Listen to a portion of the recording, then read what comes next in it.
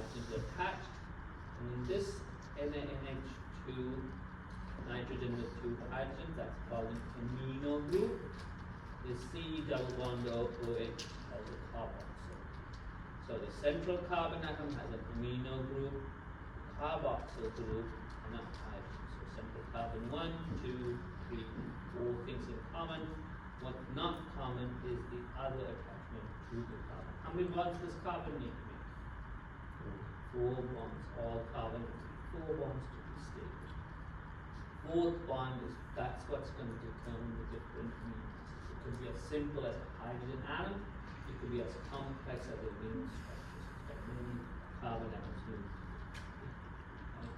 So this one's called the radical group or the R group. That's the variable. Everything else is the same for all of our 20 amino acids. So amino acid, that's the monomer of proteins. So another complexity. This is not the same, similar kind of nomenclature as our carbohydrates. What's the monomer of carbohydrates called? What are monomers of carbohydrates called? Monosaccharides. The polymer of carbohydrates? Poly or disaccharide, polysaccharides, right? Here it's not poly, minus, it's actually a different name. Okay. It's named after the special bond that comes between amino acids. Oh, first of all, functions. Okay, so what are some functions of proteins in our body? Why do we keep saying we need, especially if we work out, we need proteins? Why? It can give us energy, but that's not the best source or the easiest source of energy, right? You have to build muscle, so it's going to build some structure, so we can actually add structure in our proteins. What we see in you and I, mostly are proteins that we see. There are other subgroups of proteins which make up the body. So there can be structure, whether it's strength or organization, that means how we connect to different parts. We help to move, like our muscle made of proteins, which tell the way they interact, will help movement. Okay. Transport, we'll talk about this in our next chapter. We have proteins in, this is transport across cell itself, right? So the proteins across the cell membrane, which help things to go from in and out of the cell as well. Right? We'll talk about the lipid layer. So that move substances from in and out of the cell as well. What are enzymes? Yeah, very good. So please don't say they break down things. Yes, we do have enzymes that break down, but we also have enzymes that build up. Okay? So they speed up chemical reactions. What are enzymes made of? Proteins. If you hadn't guessed it, hopefully you guessed it because we're talking about protein functions. We'll talk about the buffering in a second. So enzymes, they speed up chemical reactions. Okay? They reduce what's called the activation energy, but they'll speed up. In terms of buffering, proteins are good. We mentioned buffer again very quickly. What does a buffer do? Yeah, it maintains or prevents large changes in pH balance. Okay, so we have an acid component and a base component, because when we add an acid, the base kind of will neutralize that, not letting the pH drop too much. And the same will happen if we add acid. I said acid first, so base. Right? Whereas proteins, they actually have both of those in one molecule. So they have the acid kind of part and then draw it out, and then they also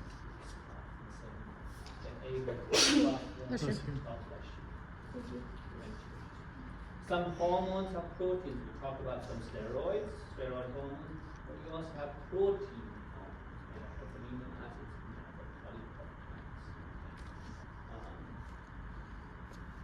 Defense can be as barrier. I mentioned what we see in the United skin. A lot of those are protein molecules, right? And our nails, we do have. What are antibodies? Blood cells produces them. They kind of, for now, if you say they fight infection, I'll say okay, but just neutralize, or they will bind to, we'll talk about antigens later. For now, you can't say that, but they are proteins as well. Okay. what are clotting factors? The thrombocytes are involved in clotting, but they're not the ones with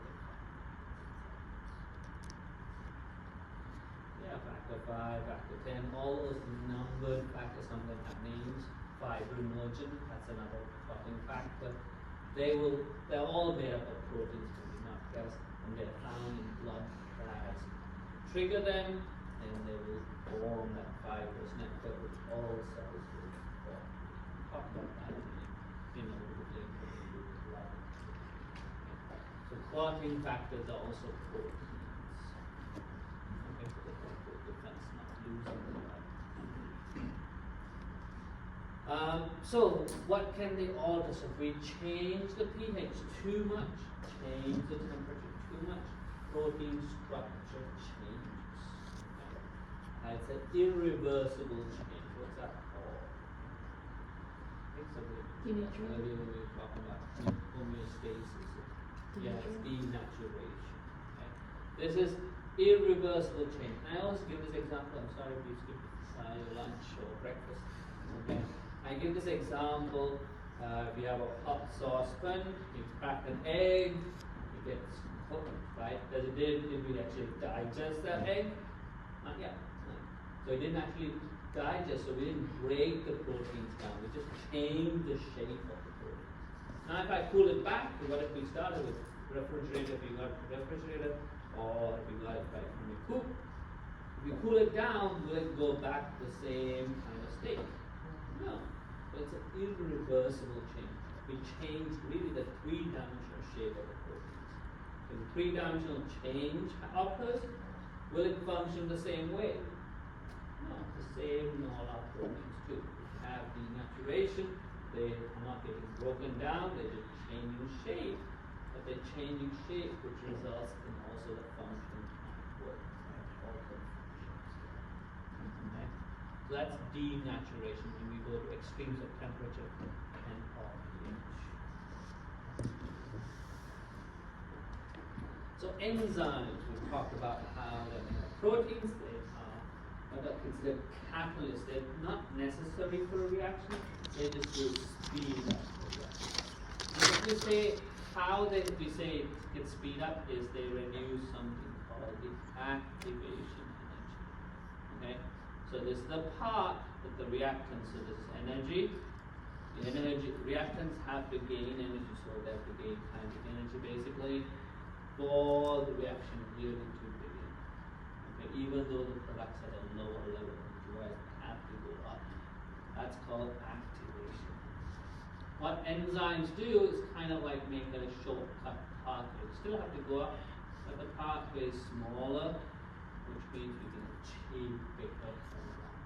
And another important thing is that catalyst enzyme does not get used up in the reaction. And it just helps, and it stays. So you help another, it's the same reaction again. Okay? So it reduces the activation energy. So if you want the perfect definition or the best definition of an enzyme, it speeds up chemical reactions by lowering activation. Speeds up chemical reactions by lowering activation.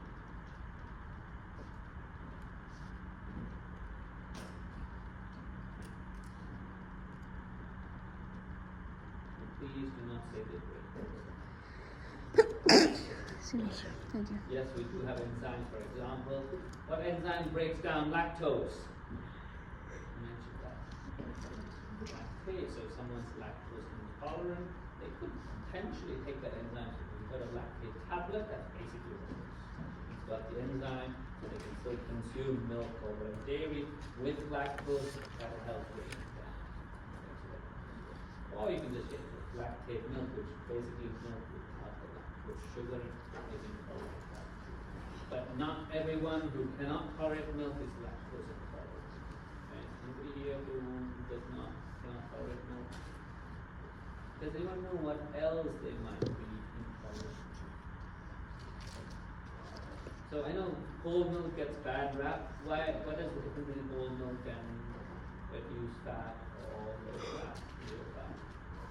regular fat content, right? So how much fat is in whole milk? Does anyone know? It's not that high. Only about 4%. Okay? Reduce half fat is 2, and then low fat 1, and then fat 3. Unless you're consuming a lot of milk, it doesn't matter. Whereas, what about cheese and butter and all that? How much fat content is that? It's much higher. It's more like between 40 and 60%. You can get butter 60, 75% fat. If you want to cut down fat, that's a better milk. What else is in milk? Besides fat? Sugar. Sugar. We talked about lactose sugar. What else? Protein. And we also have calcium too. But protein, so some people may be intolerant of the protein in milk as well. They may not be lactose intolerant, but they still cannot take it because they're not taking it. It's called casein, that's the protein part of milk. That's what we're talking about. So, yes, some enzymes will break down things, but that is not the exclusive function of enzymes. They help to speed up chemical reactions by lowering activation. Hopefully you can see this picture is a nice one. You kind of see activation energy, the starting point reactants, end products. Even though the energy is lower, they cannot go straight down. It has to go higher up. All the molecules sometimes have to be separated into ions, for example. And then it begins. With enzyme, it takes a shortcut. Lowers activation. It does not change. By the way, so what would lactase break down lactose into?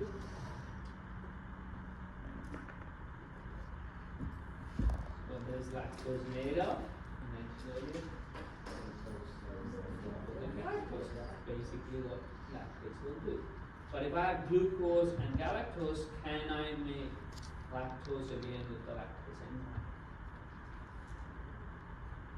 So it is one way, and it's very simple. There are very few exceptions where you can go both directions. But generally, it is very specific. Even the products cannot be substitutes. Only you can break down lactose. Okay. So it does not change the products or the direction of the reactions. So I do need to introduce something called active site. So in the enzyme, you think of it as a nice lock-in key. Okay? In the enzyme, there is a place where these things that it acts on will fit in. So lactase enzyme will have an active site where lactose fits into. Okay? That's the active site where the substrate fits in, when the reaction basically takes place. Okay? So when I have denaturation, what did we say denaturation does to protein molecules? Change the shape. So imagine if there was a little dent here, that changes that dent, that active site, and the reactants, the substrates will not be able to, that enzyme does not work. Okay. The active site is where the substrate fits. Here is a nice drawing. I've shown this little spot where this is building up, right? And when the products are released, you can have more of the same substrate that more reactions. The same enzyme can catalyze multiple reactions, not just one and done. It doesn't use that. Okay. Each enzyme has its optimal pH. If we took enzymes from you and I, what would be the optimal temperature for those enzymes, do we think? 37 degrees Celsius. 37 degrees Celsius would be optimal. What if we took, if you've ever heard there are bacteria growing in hot springs, right? What do you think they would be in 37 degrees Celsius? Do they function well? No, if we take enzymes from those bacteria, they will not function at all. Okay. It's optimal for the organism for each molecule. Okay. Do you have this experiment? I don't think we do this. So So one of the experiments that we run in different course is we take an enzyme from potatoes.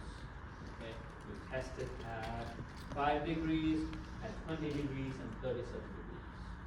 Which one do you think it will act best at? Do you think? 37 degrees, do you think? What's that in degrees Fahrenheit? Yeah, it's very close to 100 degrees Fahrenheit. Right? Do we generally get that kind of temperature here? No. And is it cooler or warmer in the soil compared to the air?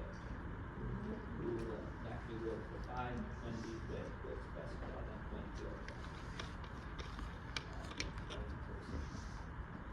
so it does depend on, in terms of pH, does anybody know what kind of macromolecule our stomach breaks down? Carbohydrates, fats, proteins, or nucleic acids? What's broken down in our stomach? Nucleic acids. It's proteins. Okay? So we have an enzyme called pepsin that helps break down proteins. What do you think the optimal pH of pepsin is?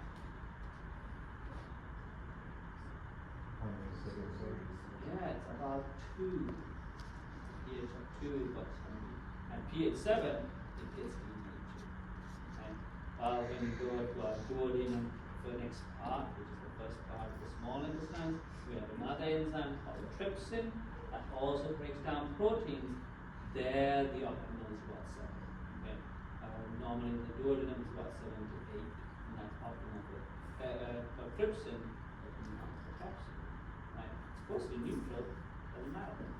Pepsin will not work. Okay. By the way, what is the normal pH of our blood? That again, 7.35% of blood. That's in blood.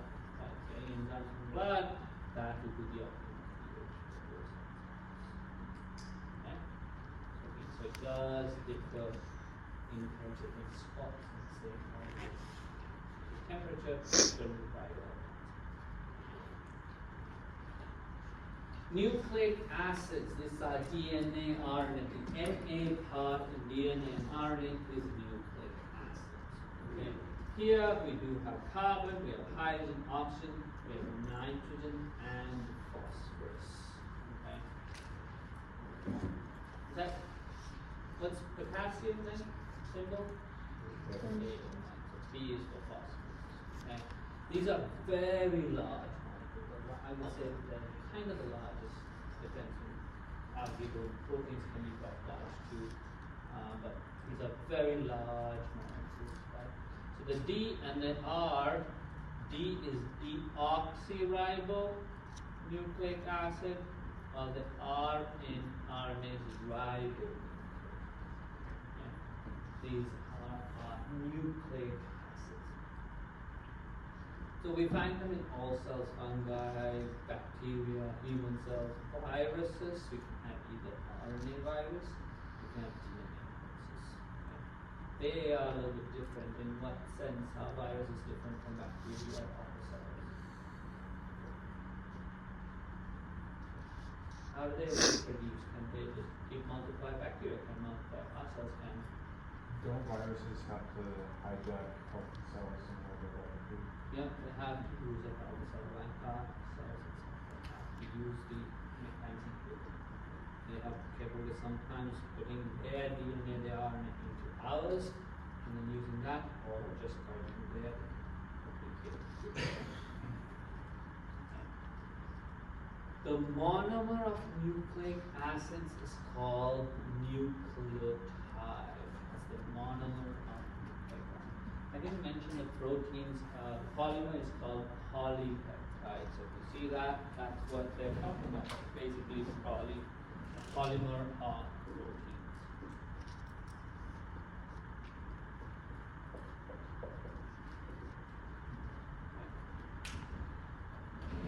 Monomer of nucleic acids, nucleic acid polymer, which is called nucleic acid. Monomer of nucleic acids is nucleotide. So, let's talk talk about nucleotides, they all have three things in common. Okay, they have a bicarbon sugar or a sugar component. Then they have what's called a nitrogen-containing base, and then a phosphate group. Okay, so in this image, the middle is almost a pentagon.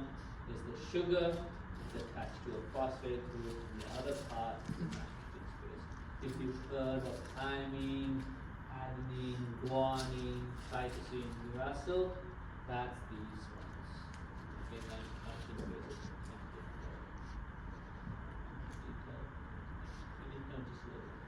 So, let's talk about DNA. Couple of things. They are genetic material. They determine what kind of physical characteristics you have, what kind of proteins you produce. Okay. Structurally, they're called a double helix. Helix because of a spiral. Double because it's two strands of them together. Okay. So here they've twisted it. But it's two strands of DNA if you straighten them out, like almost, you can think of it as a ladder. This is like a twisted ladder. Okay? The side pulls, it rounds, okay? And then it's twisted. So double stranded helical structure. While the RNA in humans is single stranded. We do have viruses which are double-stranded RNA or single-stranded DNA. But in humans, RNA is single-stranded. Okay? We have three types of RNA. From lab, we mentioned one of these. Which one is produced? Which one did we talk about in lab? RNA, where is that produced? They will actually become ribosomes. They cannot produced by the ribosome. Where were they produced by?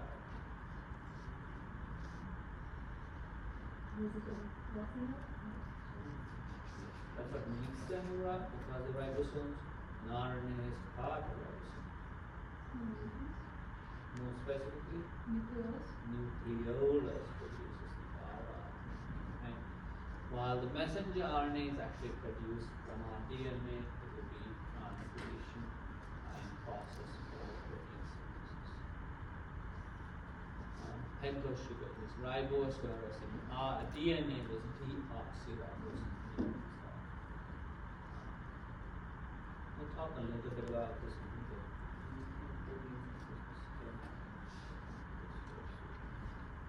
But just recognize these are the three most common RNAs. There are others, but messenger RNA, transfer RNA, and ribosomal RNA. They're all actually involved in protein synthesis itself in some form or the other. Next one we're going to talk about is ATP. So if you didn't realize, it stands for adenosine triphosphate. It's very similar to our nucleotide. It's a RNA type of nucleotide, but what might be different? It's got three phosphate groups, not just the one phosphate group in a regular nucleotide. Okay? So yeah, it has adenosine, which is the adenosine and ribose, but it has three phosphate groups. Okay? The energy, because we talk about ATP as being energy of our cells, it is actually stored in between these phosphate groups. What happens to ATP when we break it down? To release that energy. It becomes ADP. Okay, because adenosine diphosphate, because the energy is actually stored between the phosphate groups. And you will just release that, the energy can be transferred to another. Energy, high energy bonds between phosphate groups, especially between the second and third. Yes, there's energy here, but it's not as efficient. So when we want to release the energy, we will break down ATP, adenosine triphosphate, to adenosine diphosphate, using phosphate groups. Any questions?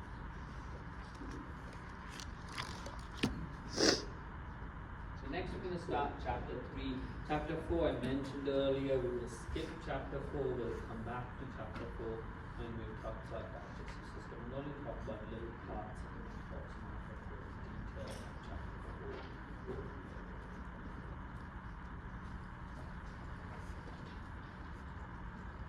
So, chapter 3.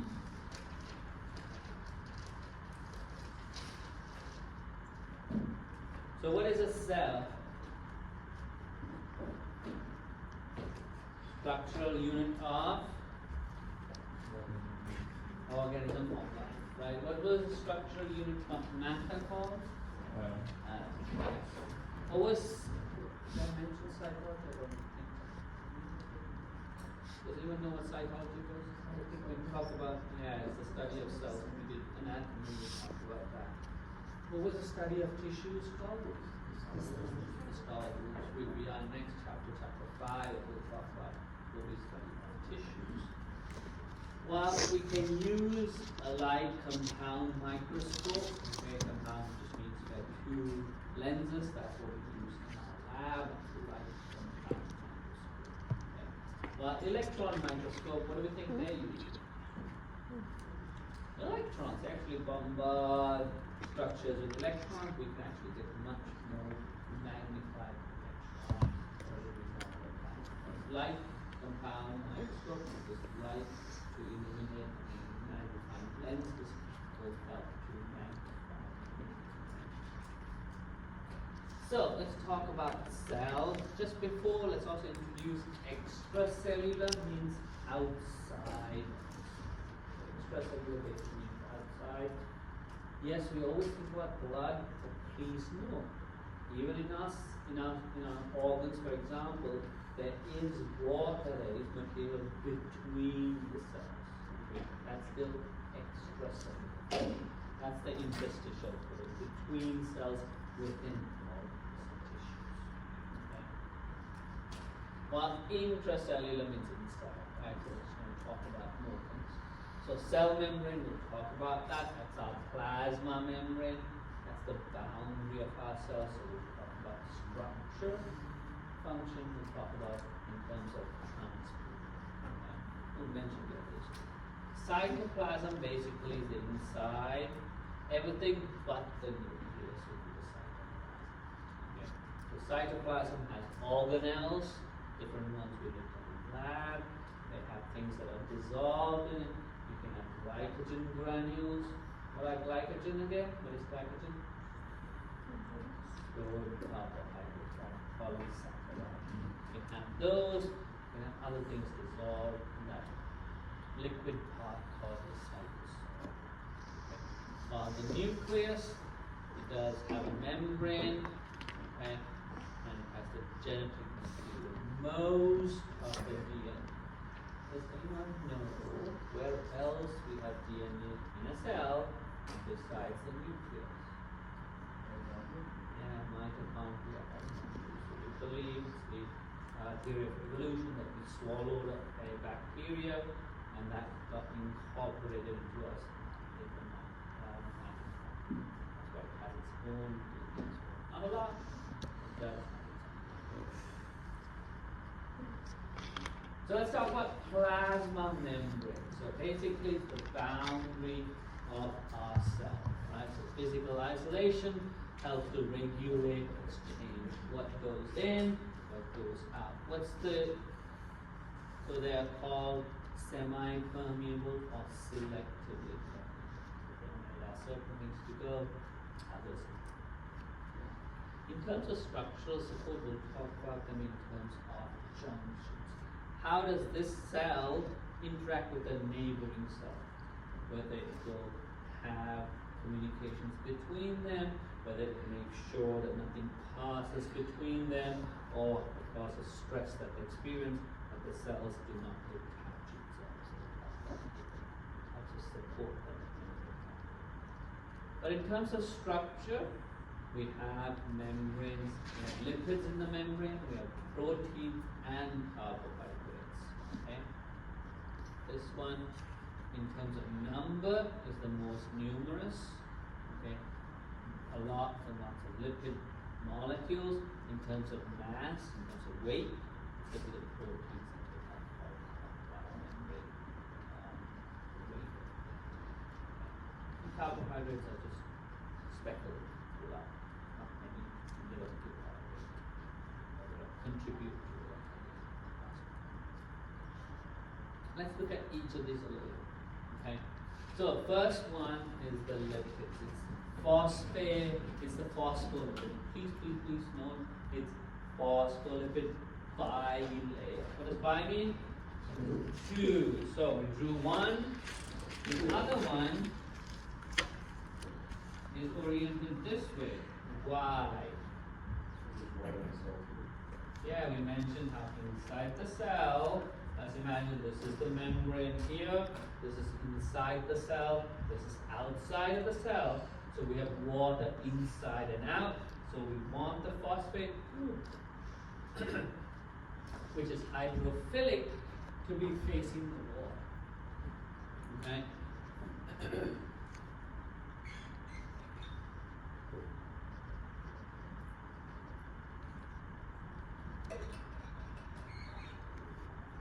So in that image, you notice there are lots of red beads, and then only when they cross-section it out, you can see the two squigglies on each one.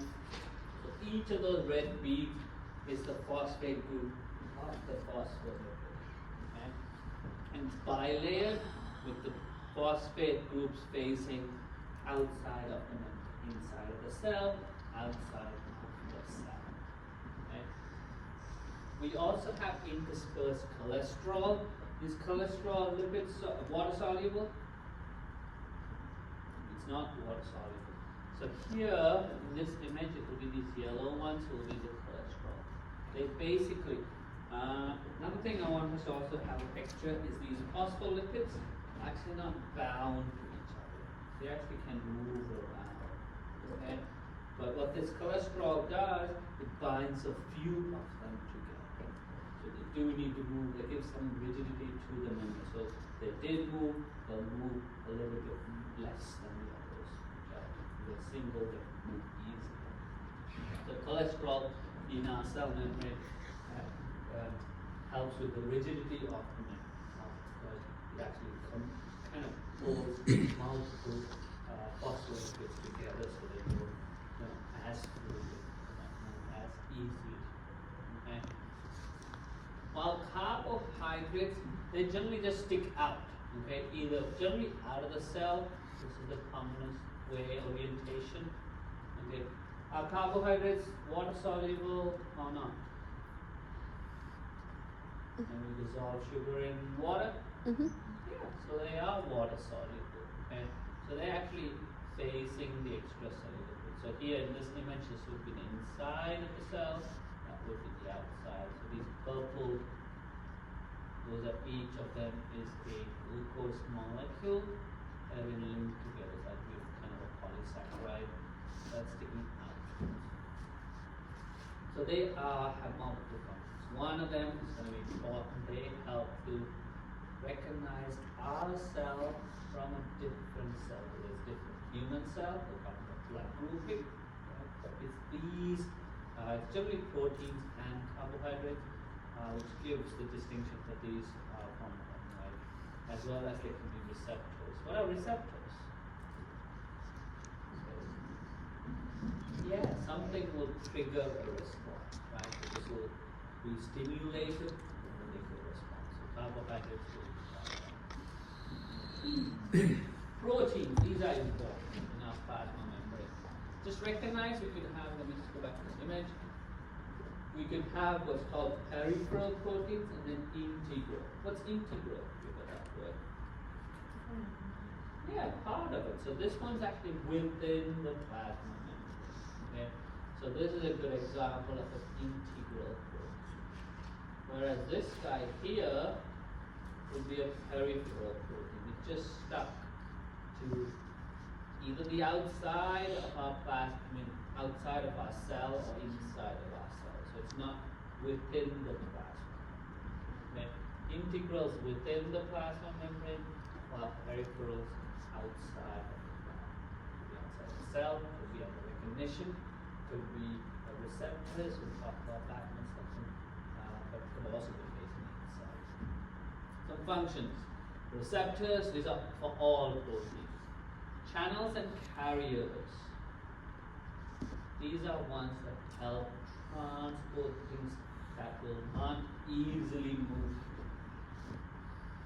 By the way, looking at this, what do you think will move easily through the plasma membrane? Polar or non-polar substances?